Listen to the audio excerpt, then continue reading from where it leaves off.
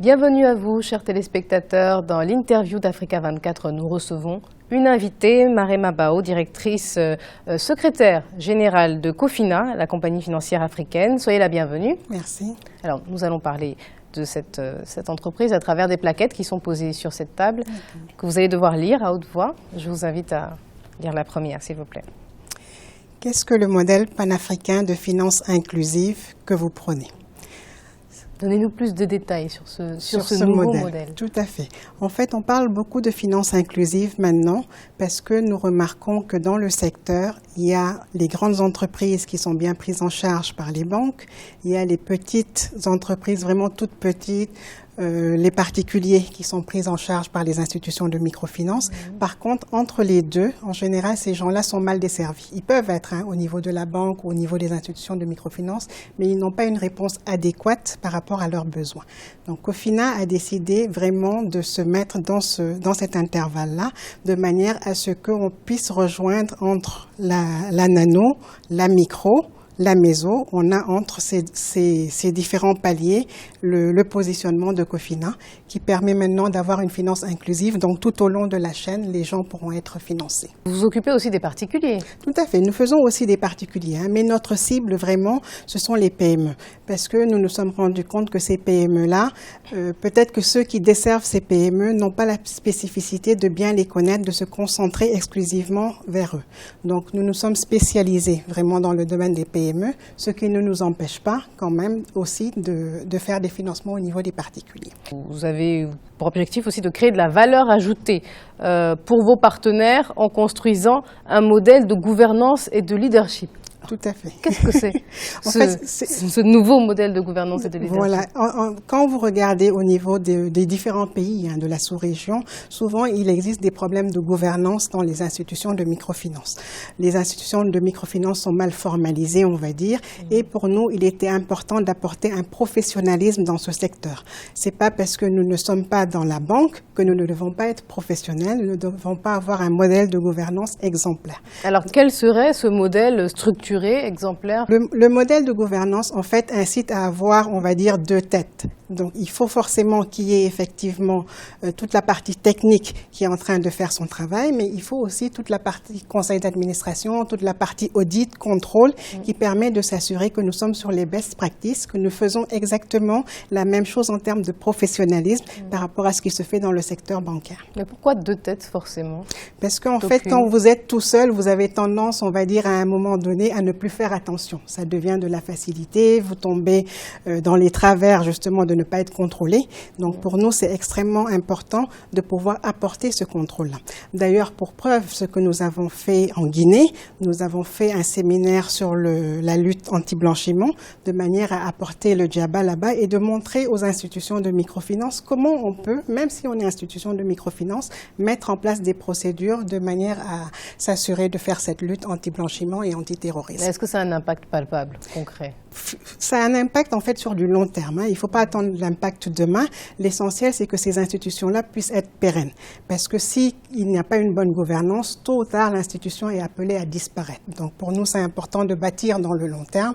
Donc on y va, c'est vrai, pas à pas, mais on regarde très loin en disant, voilà, il faut que dans 20 ans, dans 30 ans, dans 50 ans, ces institutions-là soient encore présentes. Vous n'êtes pas une banque, mais quelque part, vous vous substituez un peu aux banques? En fait, nous nous considérez comme ça? Nous nous substituons pas aux banques. Nous comblons plutôt un vide. Ça, c'est exactement le bon terme à utiliser. Les banques vont continuer à exister et vont continuer à faire leur chemin. Par contre, vous vous rendez compte, pour une banque qui a deux clients, mettons une grande entreprise et une toute petite PME, ça lui prend à peu près le même temps pour faire les études et pourtant, derrière, elle a beaucoup plus de rentabilité sur la grande entreprise. Donc, elle n'aura pas tendance à se consacrer à cette PME-là. Pourtant, on sait qu'en Afrique, les PME, en Afrique subsaharienne, les PME représentent 90% des types d'entreprises. Donc, c'est important qu'eux aussi aient une réponse par rapport à leurs besoins de financement. Donc, nous ne sommes pas banque, nous nous positionnons vraiment entre le haut de la microfinance, on va dire, et le bas des banques. Plaquette suivante, s'il vous plaît. Estimez-vous être plus intrépide que les banques traditionnelles? Parce que l'argument des banques traditionnelles, c'est très souvent le risque. Tout à fait. Donc, dites-nous. Le fait d'être spécialisé nous permet en fait d'avoir des outils pour gérer ce risque-là. Pourquoi les banques ne vont pas dans ce secteur-là? Effectivement, c'est un secteur extrêmement risqué. Mais une fois que vous connaissez le secteur, vous avez des gens qui sont spécialisés dans ce secteur-là, vous êtes capable d'avoir des outils pour pouvoir accompagner ces PME-là. Je pense que c'est plus un problème d'accompagnement que de risque. Une fois que vous accompagnez la PME de bout en bout, votre investissement est même plus sécurisé finalement. Vous pensez? C'est pour ça. Oui, tout à fait. Que tout est lié véritablement à l'accompagnement? Beaucoup à l'accompagnement. Nos PME sont beaucoup informelles et pourtant elles brassent énormément en termes d'économie, etc. Donc elles ont vraiment besoin, en plus d'un accompagnement financier, ça c'est évident, mais elles ont aussi besoin d'un accompagnement sur la gouvernance par exemple. Ce sont des choses pour les PME, elles n'y pensent même pas. Elles pensent que ça coûte de l'argent pour rien. Donc charge à nous de leur montrer qu'au contraire, si vous mettez une bonne gouvernance derrière, si vous avez des bonnes applications derrière, ça vous permet de grandir progressivement et d'atteindre des niveaux de la grande entreprise. Et d'où proviennent les fonds qui vous servent à financer ces PME? En fait, les fonds proviennent de l'épargne, parce que nous collectons aussi de l'épargne. Nous sommes une institution d'épargne et de crédit.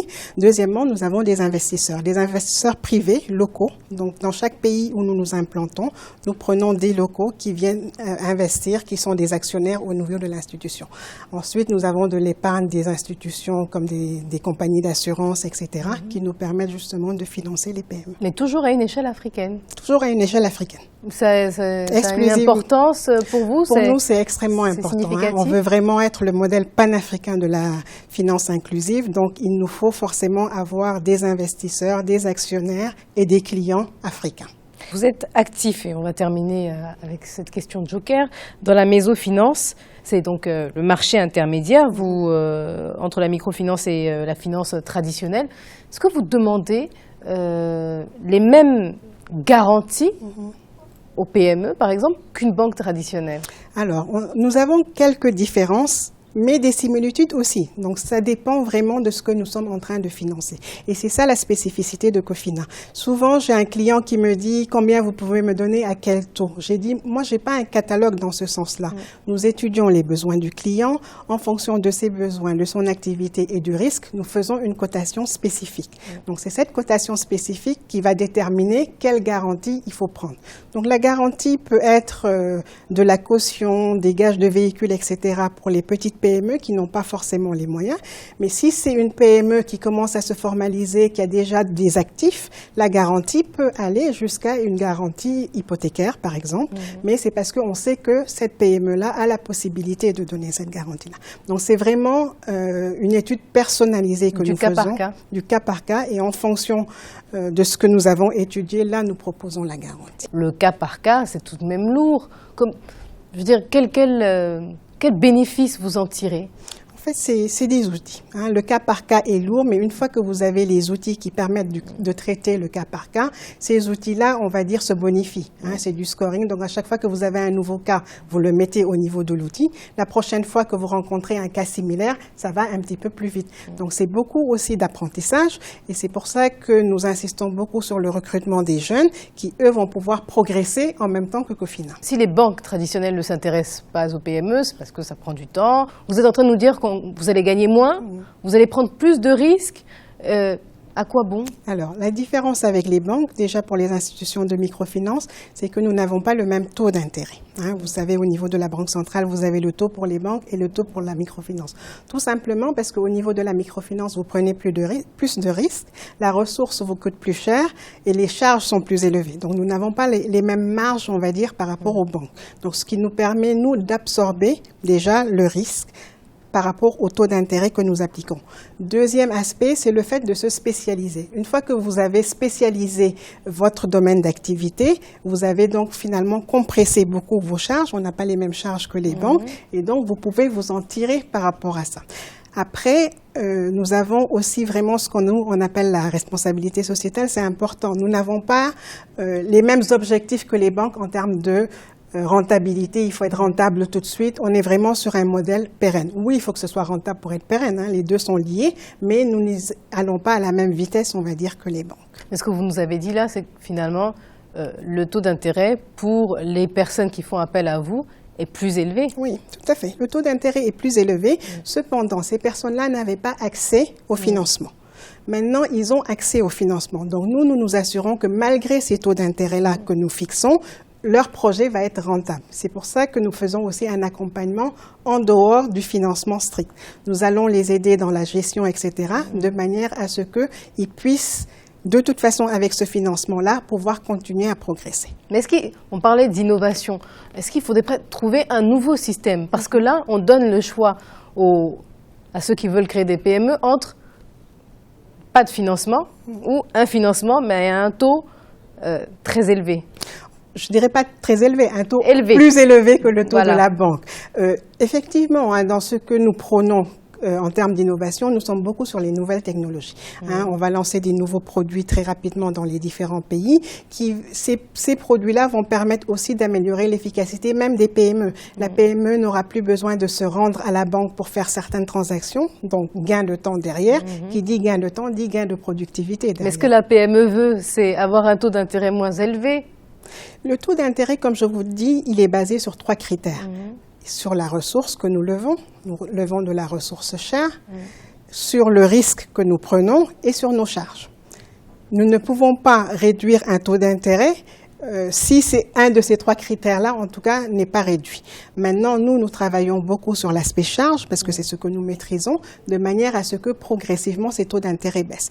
La preuve, les PME que nous avons accompagnées au début, on les a accompagnés avec un taux d'intérêt. Ensuite, on leur refait un crédit sur un taux d'intérêt un peu moins élevé parce qu'on les connaît mieux, donc on prend pour acquis que le risque est moins important. Le risque étant moins important, on leur applique un taux d'intérêt un peu plus bas. Merci à vous, Marema Bao. Vous êtes secrétaire générale de Cofina, la compagnie financière africaine. Je vous remercie. Et merci à vous, chers téléspectateurs. C'était l'interview d'Africa 24. À bientôt.